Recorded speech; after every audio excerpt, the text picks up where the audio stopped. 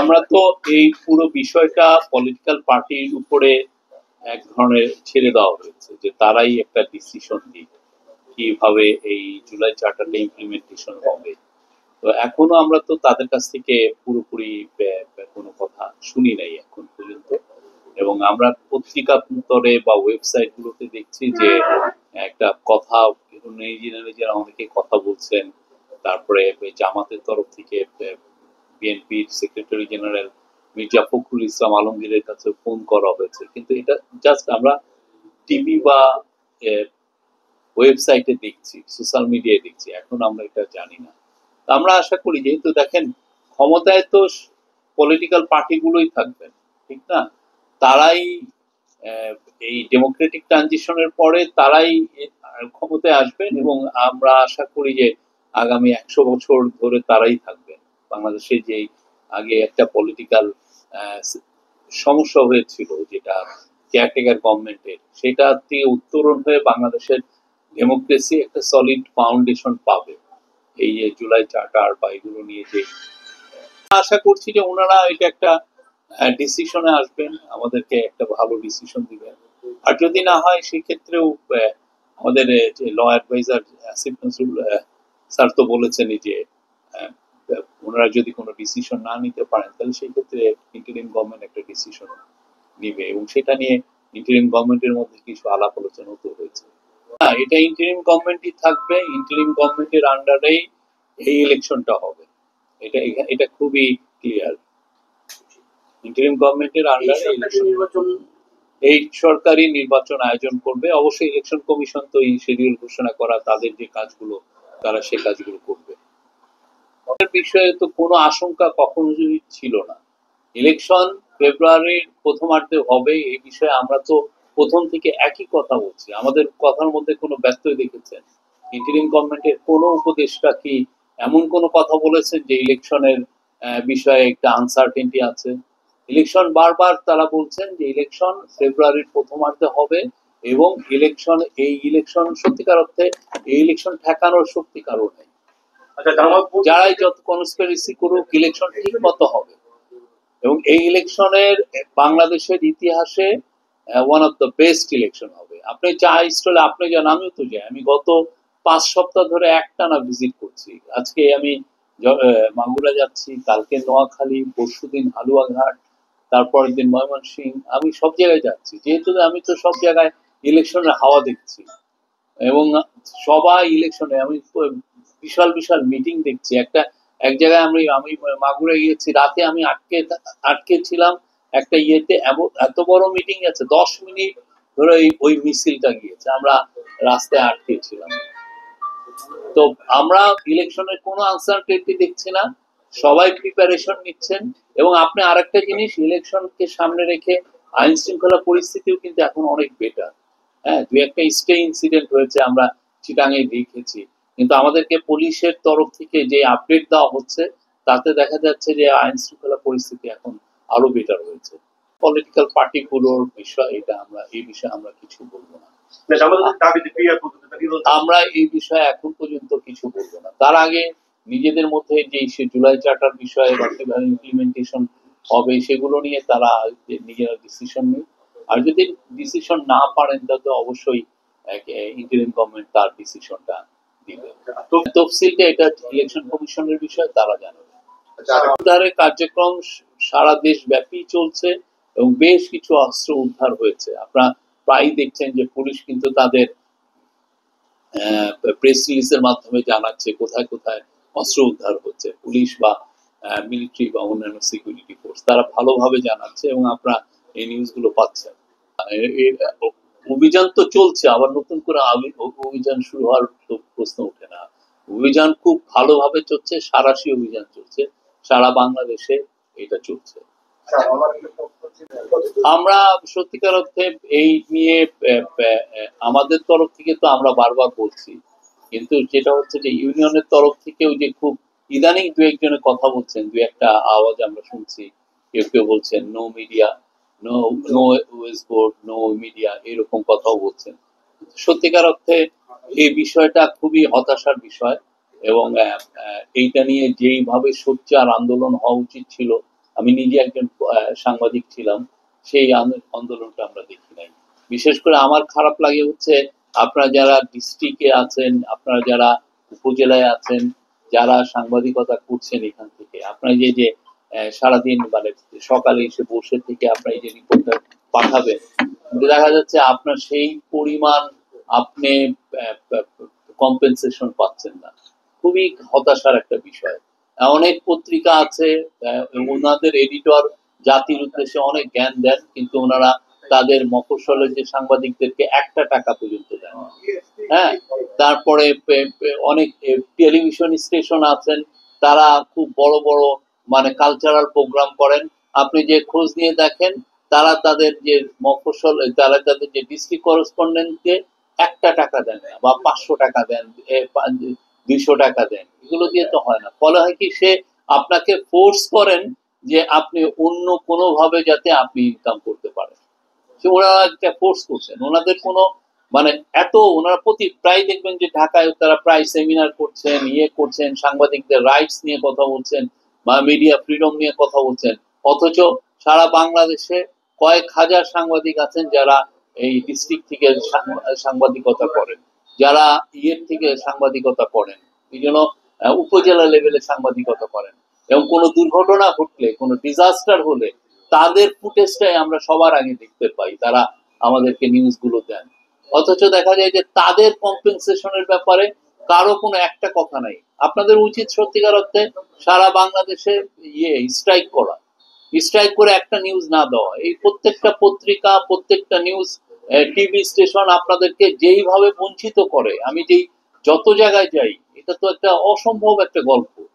হ্যাঁ, অথচ ওনাদের এডিটররা দেখবেন যে খুব অনেক বড় বড় লেকচার দিচ্ছেন, বলছেন আমাদের সবাই যেই মফস্বলে যে যিনি আছেন বা ডিস্ট্রিক্ট লেভেলে যিনি কাজ করছেন বা ডিভিশনাল, তাদেরকে ভালো কম্পেনসেশন দিতে হবে, তাদেরকেও সুযোগ সুবিধা দিতে হবে। ঢাকার একটা সাংবাদিকের যেরকম সুযোগ সুবিধা দরকার আছে, একটা মফস্বলের ইয়েতেও দিতে হবে।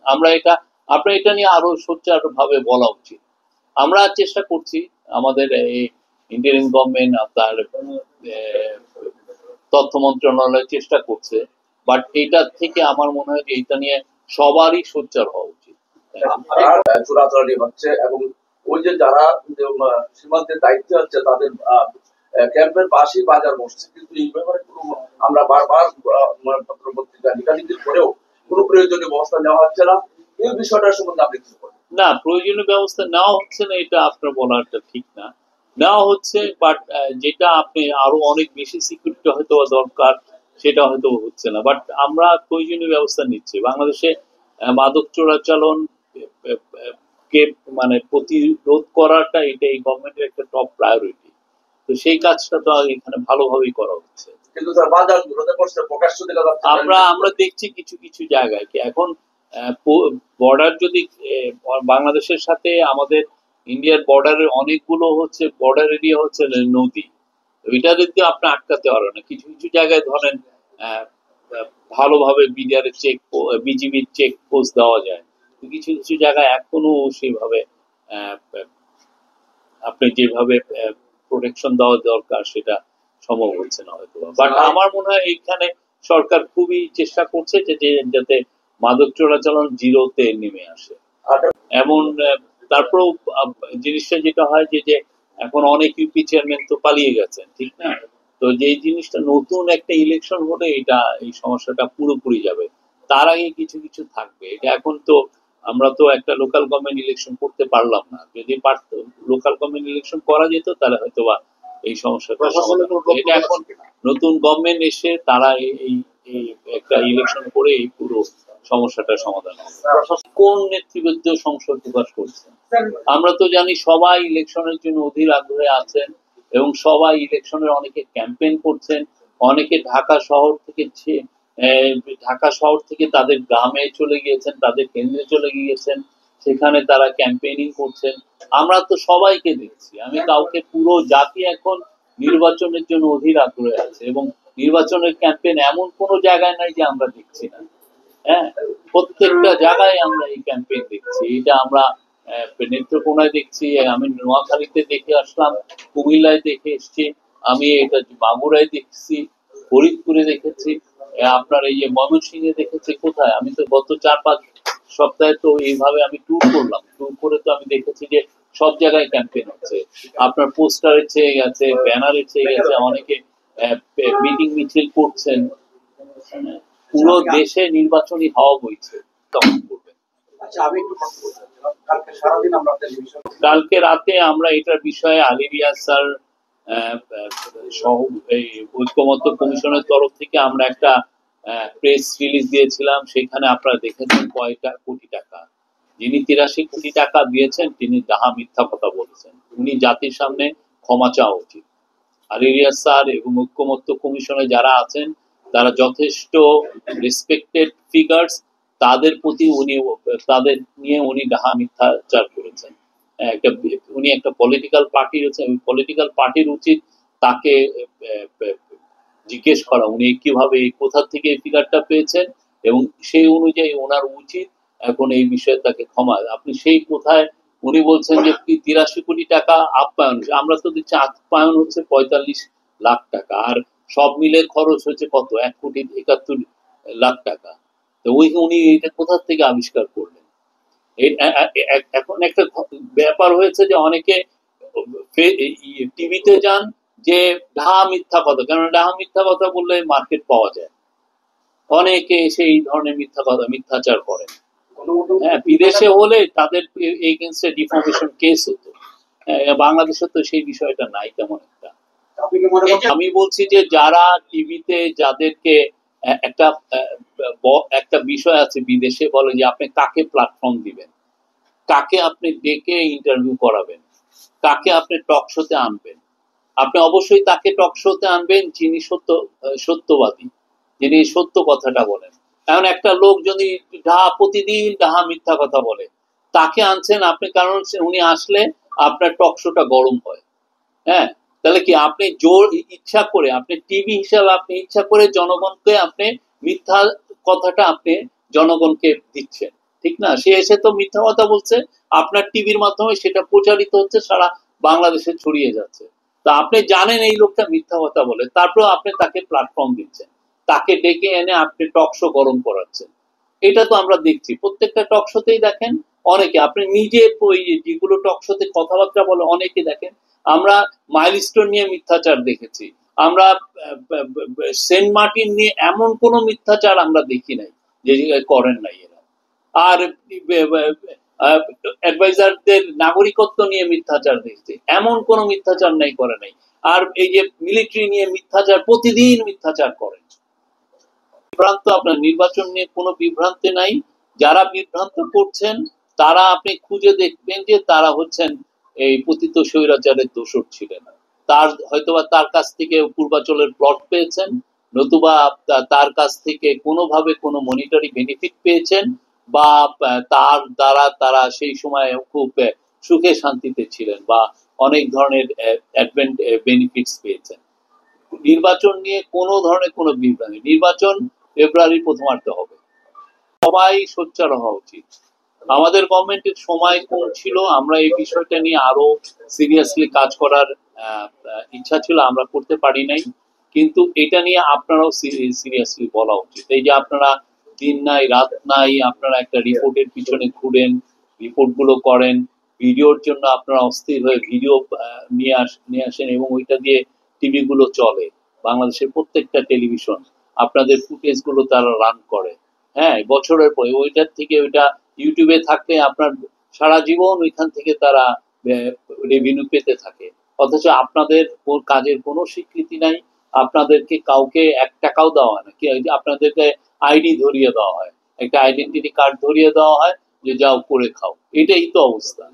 আপনারা এটা নিয়ে সোচ্চার হওয়া উচিত। অনেস্টলি আমি যেখানে যাই আমার এটা শুনতে খুব খারাপ লাগে, যেই পরিমাণ এত পোর একটা স্যালারি দেওয়া হয়। ইভেন যারা ভালো ভালো প্রতিষ্ঠান তারাও এত বাজে স্যালারি দেন, এটা একটা খুবই মানে অমানসিক এগুলো। মানে এবং তাদের আবার আপনি ঢাকায় গিয়ে দেখবেন যে তারা যারা যারা এগুলো দিচ্ছেন তাদের এডিটররা আবার অনেক বড় বড় কথা বলেন। আপনি কোথায়, আপনার ফিগারটা কোথায়? সারা দেশে আপনি তাহলে মক ব্যালেন্সকে আপনি ফিগারটা এনে আমাকে বলেন যে এইভাবে বাড়ছে। আমরা তো নেত্রকোনা আমরা বিভিন্ন সময় আমরা আপনি আমাকে ফিগারটা দেন, আপনি তো একজন সাংবাদিক, আপনি ফিগার দিয়ে আমাকে বলবেন যে এই বেড়েছে, গত বছর এটা ছিল, এই বছর বেড়েছে। আপনাদের কাছে কোনো তথ্য আছে কিনা? আপনি আমাকে ফিগার দেন। আমরা তো মনে করি যে মব ভায়োলেন্স যে কয়টা হয়েছে বাংলাদেশে, মব ভায়োলেন্স অনেক আগে থেকেই ছিল। এই পোস্ট জুলাইয়ের পরেও কিছু মব ভায়োলেন্স হয়েছে, আমরা অস্বীকার করছি না, কিন্তু আমরা মনে করি এটা এখন খুবই কন্ট্রোলে এসে গিয়েছে। আমরা সেরকম কোনো সাইন দেখছি না। এইটা জানলেই হবে। আপনি ম্যাট্রিক পাস হন, ম্যাট্রিক পাস হন, আপনি ক্লাস 2 পাস হন, কিছু লোকের হাতে দেখবেন যে না এটার ক্ষেত্রে ম্যাট্রিক এই বিষয়ে এখন আমার বলার মতো অবস্থা হয়নি। এই যে একটু আগে যে কথাটা আসছে অনেক সময় যে দেখেনি, এই জায়গায় যদি কর্ম শেষ করার কাজ শেষ করার আগে আপনার পুরো ইভেন্ট জমা আমরা অগ্রগতি তো আমরা পাচ্ছি না। যেমন নেত্রকোনাতে আমার একটা বিজ্ঞাপন আছে 8-10টা 5-7-8 বছর, এই ব্যাপারে কি পদক্ষেপ? 19 সাল থেকে স্যার বিল পাচ্ছি না। এটা আপনার